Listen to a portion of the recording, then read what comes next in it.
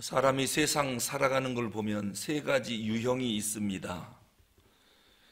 물론 자기 신념이나 원리에 따라서 살아가기 때문에 똑같이 살 수는 없습니다만은 우리 그리스도인들도 사는 걸 보면 자기가 하나님 말씀을 어떻게 배웠는가, 어떤 교리로 교육을 받았는가, 거기에 따라서 세상 살아가는 모습들이 다 다릅니다.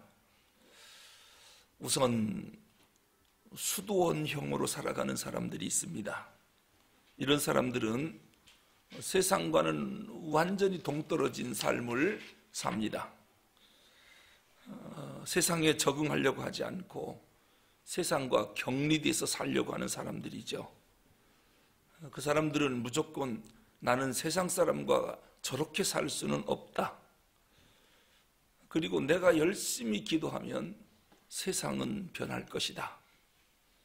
그런 확신을 갖고 살아갑니다. 그런 사람들은 늘 하는 말이 세상 말세다. 세상은 타락했다. 세상은 악하다.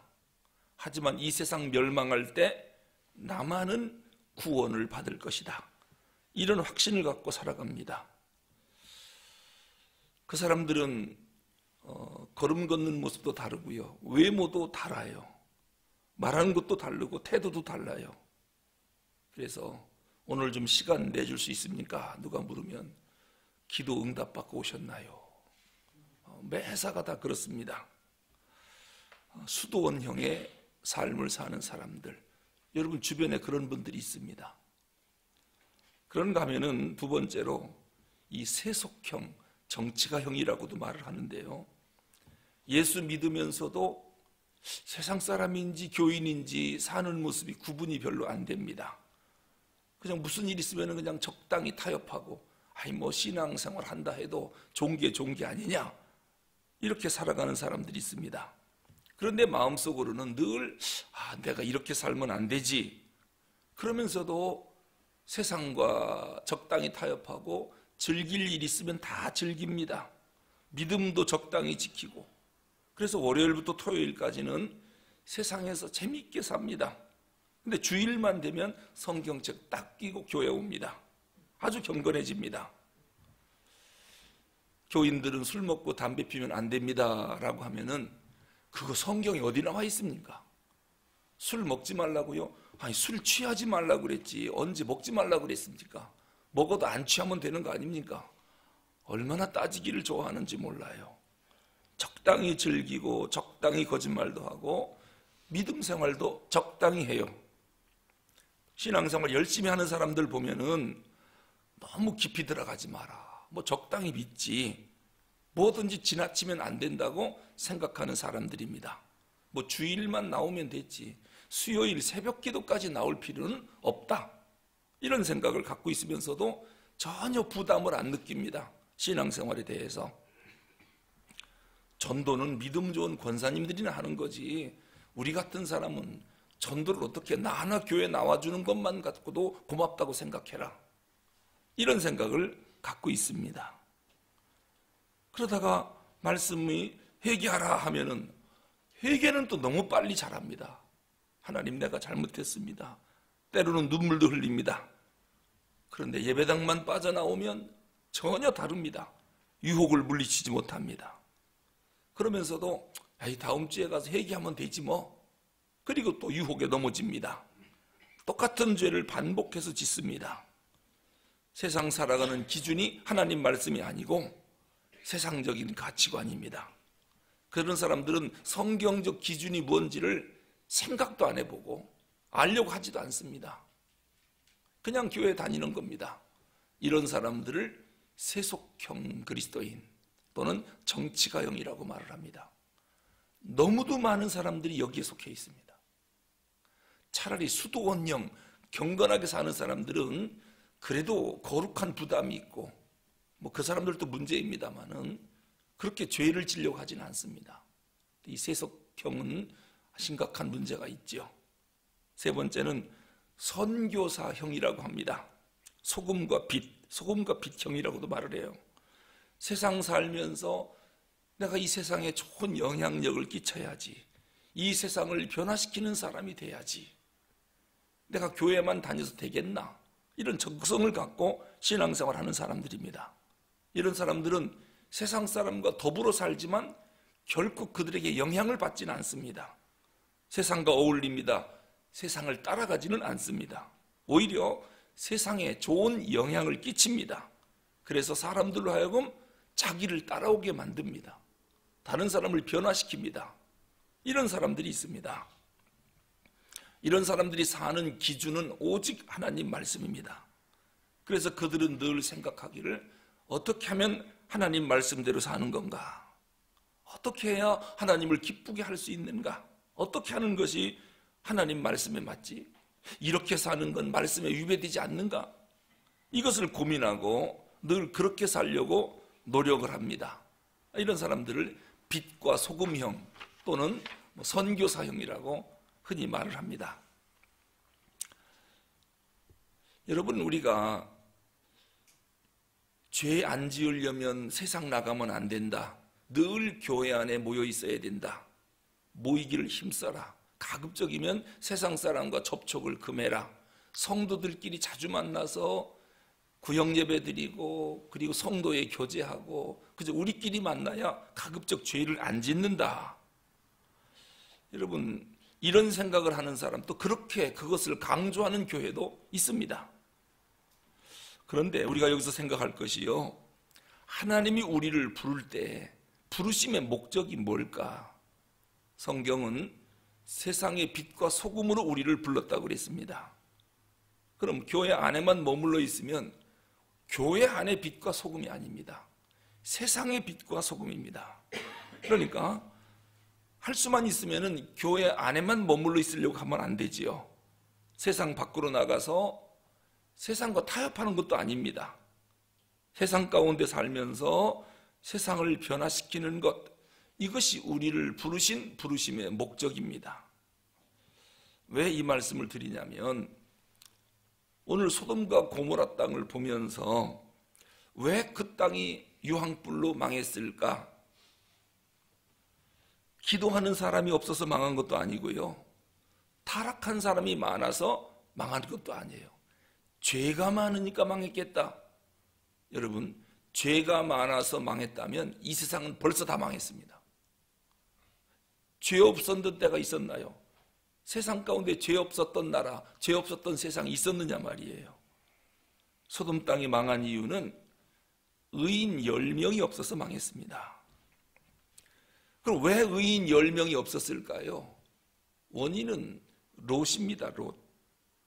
이 롯이 소돔 땅에 들어가서 그래도 좀 영향력 있는 삶을 살았으면 주변 사람들은 변화시켰겠지요. 최소한도 자기 두 딸, 두 사위, 그리고 그 사돈들은 변화시켜야 되지 않겠습니까? 최소한도 의인 10명, 그게 어려우면 이웃 사람이라도 좀 좋은 영향력을 끼쳐서 변화시켰으면, 의인 10명만 만들어놨으면 소돔 땅 안 망했습니다. 롯이 어떤 사람이냐면요, 베드로후서 2장 7절 8절에 보면 무법한 자의 음란한 행실을 인하여 고통하는 의로운 롯을 건지셨으니, 하나님이 의로운 롯을 음란한 행실 가운데 고통스럽게 살 때 하나님이 건지셨대요. 이 롯을 뭐라고 말하느냐면 의로운 롯이랍니다. 의인이 저희 중에 거하여 날마다 저 불법한 행실을 보고 들음으로 그 의로운 심령을 상하니라. 의로운 심령을 갖고 있었고 의로운 롯이라고 하나님이 평가합니다. 그런데 본인이 의로운 롯, 하나님께 인정받는 의인이었으면 주변 사람들도 의인으로 만들어야 되잖아요. 그래서 우리를 부른 거 아니겠습니까? 그런데 자기만 의로웠지, 자기만 하나님을 믿었지, 옆에 있는 사람도 변화를 못 시킨 겁니다. 그러니까 롯이 말하는 그 말은 전혀 권위가 없어요. 자기는 의로운지 모르지만은 누구도 롯의 말을 안 들어요. 무시를 당해요. 한마디로 자기 자신만 지키는 의인이었지, 자기 부인도 자기 말을 안 들었고 자기 사위들도 자기 말을 안 들었어요. 하나님이 의인이라고 인정했는데 자, 그는 영향력을 끼칠 만한 위치에 있던 사람입니다. 뭘 보면 아느냐면 우리 1절 한번 읽어보겠습니다. 1절 시작. 저녁 때 그 두 천사가 소돔에 이르니 마침 롯이 소돔 성문에 앉아 있다가 그들을 보고 일어나 영접하고 땅에 엎드려 절하며. 자, 저녁 때 두 천사가 소돔을 향해서 갑니다. 두 천사는 심판, 소돔의 죄악을 고발하고 심판을 예고하는 천사입니다. 그런데 마침 롯이 어디에 앉아 있었습니까? 소돔 성문에 앉아 있다가, 여러분 그 당시 성문에 앉아 있는 사람들이 누구냐면 그 성에서 가장 높은 사람입니다. 또는 그 당시 재판관, 오늘날로 말하면 판사가 앉아 있는 자리입니다. 사람들이 성 안에서 다툼이 생기면은 누구한테 오느냐? 성문에 앉아 있는 판사한테 오는 겁니다. 그래서 둘이가 이런 일로 다퉜는데 판결 좀 해주십시오. 성문에 앉아 있다가 누가 옳고 그르고 원고 피고를 놓고 재판해주는 선악의 기준이 되는 사람입니다. 그런 사람이 성문에 앉아 있거든요. 그러니까 롯이 거기에 앉아 있었습니다. 지역 유지입니다. 재판관 직분을 갖고 있는 지도자였습니다. 이 소돔 성문에 아무나 앉아 있는 게 아니거든요. 그런데 이러한 위치에 앉아 있는 사람인 걸 보면 그래도 그 성 안에 사는 사람들, 소돔성에 사는 사람들에게 영향력을 얼마든지 끼칠 수 있잖아요. 그런데 다른 사람에게 전혀 영향력을 끼치지 못했어요. 다른 사람을 변화시키지 못했어요. 자, 그럼 롯이 돈이 없어서 그랬을까요? 롯은 돈이 많은 사람입니다. 뭘 보면 아느냐? 아브라함과 둘이 갈라질 때 무엇 때문에 갈라졌습니까? 재산이 너무 많아가지고 롯의 하인들과 아브라함의 하인들이 자꾸 다투는 거예요. 땅은 좁죠, 재산은 많죠. 그래서 아브라함이 롯을 불러서 우리 서로 헤어지자. 그래서 소돔 땅을 택해서 롯이 그쪽으로 온 거 아니겠습니까? 아주 부자였습니다. 그럼 롯에게 지위가 없어서 영향력을 못 끼쳤느냐? 아닙니다. 말씀드렸듯이 성문에 앉아 있다. 이것은 재판관이에요. 지역 유지예요. 영향력 있는 사람이에요. 선악의 기준을 판단해주는 그런 사람이란 말입니다.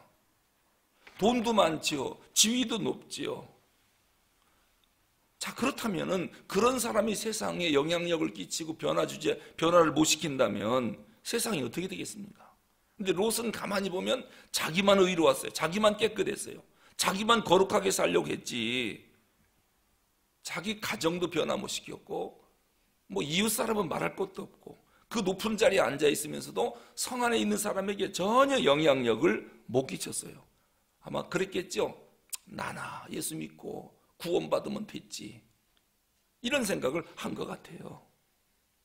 나로 말미암아 주변의 사람들이 도전받고 예수 믿고 변화받았으면 좋겠다. 이런 생각은 아예 안 하는 겁니다. 이웃이 죽든 말든 세상이 어떻게 돌아가든 말든 그저 자기 하나, 이런 생각을 롯이 갖고 있습니다. 어쩌면 우리하고 비슷한지 모르겠어요. 여러분, 나만 의인이 되면 안 되잖아요. 나로 말미암아 다른 사람이 의인으로 변화를 받아야 됩니다. 이것이 우리를 부르신 부름의 목적입니다. 하나님은 우리를 부른 목적이 세 가지입니다. 왕 같은 제사장으로 삼고 싶은 거예요.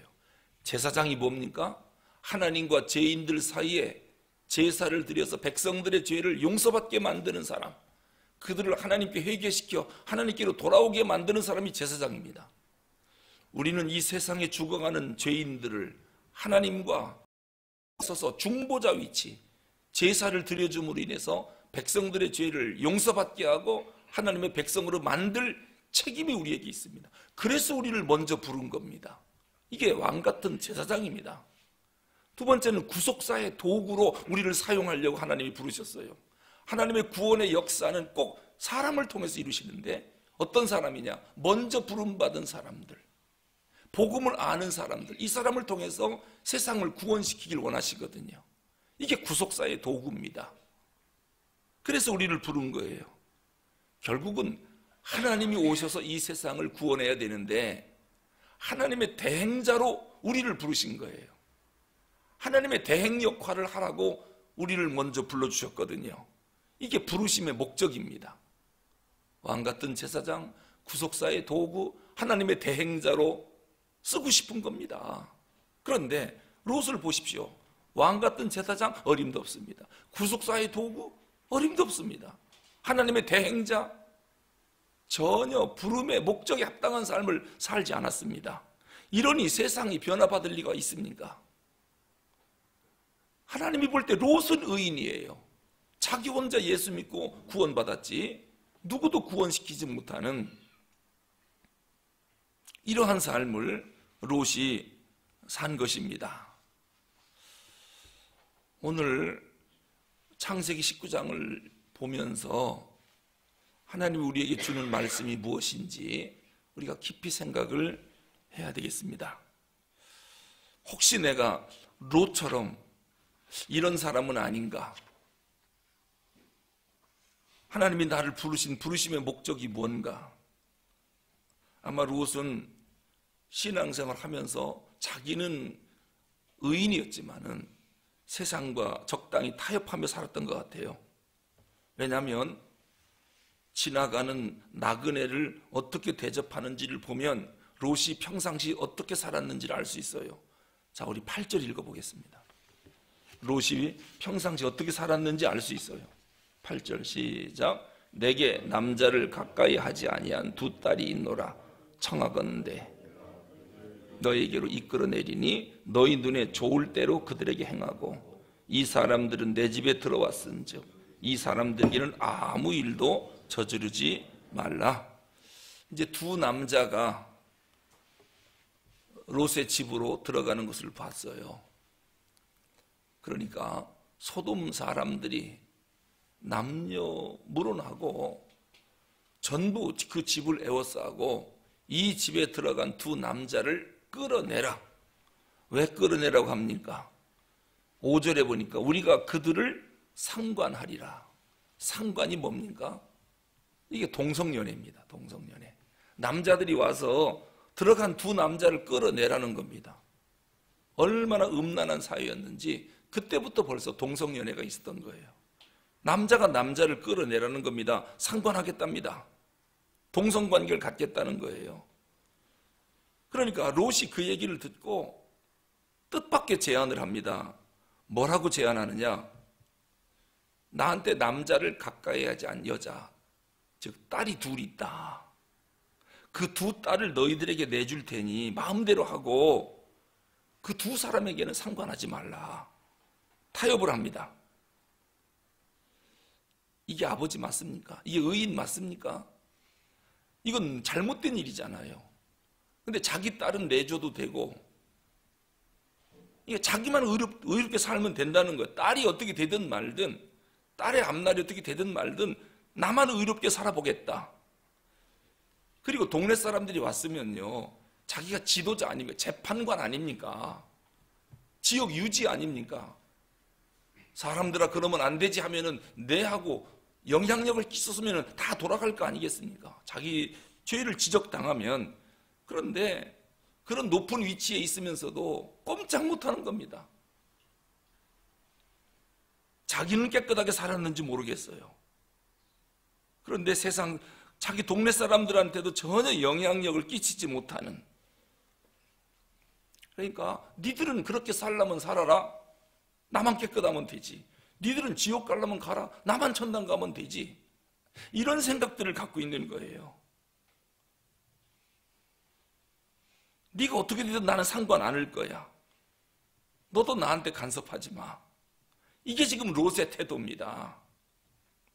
여기서 롯은 이렇게 하자라고 제안할 게 아닙니다. 선포를 했어야 됩니다. 자기 두 딸을 줄 게 아니라 니들 이렇게 하면 망한다. 정신 차려. 그렇게 살지 마 하고 혼냈어야 됩니다. 어떻게 동성연애를 해? 이건 창조 질서에 어긋나는 일이 하고 아주 꾸중해서 내쫓아 버렸어야 됩니다. 그런데 여기서 적당히 타협을 해요. 이게 롯의 평상시 삶입니다. 여러분, 우리는 롯처럼 살지 않는지 한번 생각을 이 새벽에 깊이 했으면 좋겠습니다. 지금 소돔과 고모라가 이런 죄 때문에 망해가고 있는 겁니다. 그럼 영향력을 끼쳐 세상을 변화시켜야 할 롯이 타락하고 범죄하는 그 사람들하고 지금 타협하고 있는 겁니다. 하나님 말씀으로 죄를 지적하고 선포해야 할 그런 위치에 있는 사람이 전혀 그렇게 못합니다. 여러분, 믿음의 사람은 선포하는 사람들이에요. 타협하는 사람이 아닙니다. 그런데 너무 많은 사람들이 나만 죄 안 지면 되지 뭐, 저 사람이야 죄 짓든 말든 지 앞날 지가 알아서 하고, 멸망받아도 지가 잘못해서 멸망당하는 거니까 네가 지옥 가든 말든 나는 관심 안 둔다, 이런 생각을 너무도 많은 사람들이 갖고 있습니다. 술 한잔 하러 가자 그러면은 우리가 술독에 빠지면 되겠느냐, 정신 차리고 집으로 돌아가자, 가정으로 가자, 이렇게 말을 해야 되는데, 니들은 가려면 가, 2차 3차 가든 말든 나 혼자 집에 가서 가져가고 있을 거야. 자기 친구가 어떻게 되든 말든 타락하든 말든 관심이 없습니다. 나만 거기 안 빠지면 된다고, 자기만 빠져나오면 되느냐라고 하는 거예요. 그 사람들은 죽어도 상관없고 나만 깨끗하면 된다, 이건 타협하는 겁니다. 영향력을 전혀 못 끼치는 것입니다. 오늘 롯의 삶의 모습이 오늘 우리들의 삶의 모습과 너무도 비슷해서 하나님 앞에 회개가 됩니다. 이 새벽에 하나님, 우리를 먼저 불러주신 것은 롯처럼 이렇게 살으라고 우리를 불러주신 게 아니에요.